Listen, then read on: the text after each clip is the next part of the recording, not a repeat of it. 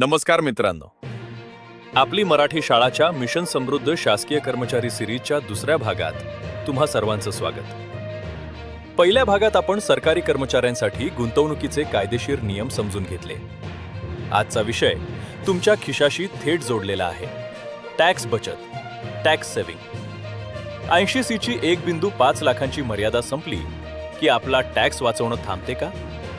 तर उत्तर आहे मुळीच नाही। आज आपण पाहणार आहोत की 80 च्या पलीकडे जाऊन सरकारी कर्मचारी दरवर्षी हजारो रुपयांचा टॅक्स कसा वाचवू शकतात। चला 2 मिनिटात समजून घेऊया।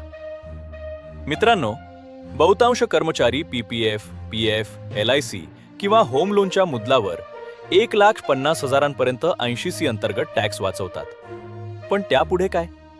इथे काम येते सेक्शन 80 CCD 1B। जर तुम्ही NPS नॅशनल पेन्शन सिस्टीम मध्ये अतिरिक्त 50,000 रुपये जमा केले तर तुम्हाला 80 च्या 1.5 लाखांशिवाय वेगळी टॅक्स सूट मिळते। म्हणजेच तुमची एकूण टॅक्स डिडक्शन मर्यादा 2 लाख रुपये होते। 30% टॅक्स स्लॅबमध्ये असणाऱ्या कर्मचाऱ्याची यामुळे थेट 15,000 रुपयांपेक्षा जास्त टॅक्स बचत होते।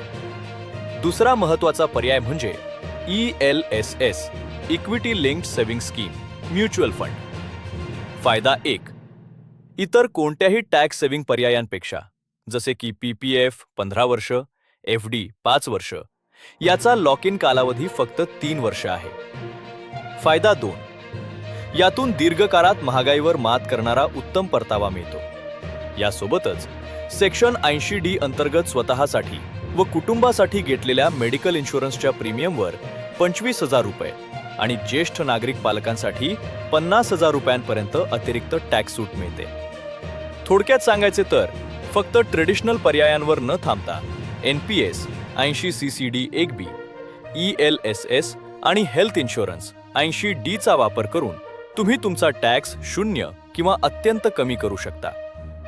या सिरीजच्या पुढच्या म्हणजेच तिसऱ्या भागात आपण पाहणार आहोत महागाई भत्त्याची DA थकबाकी किंवा पगाराचा मोठा फरक ॲरियर्स मिळाल्यावर त्याचे योग्य नियोजन कसे करावे। हा व्हिडिओ तुमच्या सर्व सरकारी कर्मचारी मित्रांसोबत नक्की शेअर करा आणि चॅनलला सबस्क्राईब करा। धन्यवाद।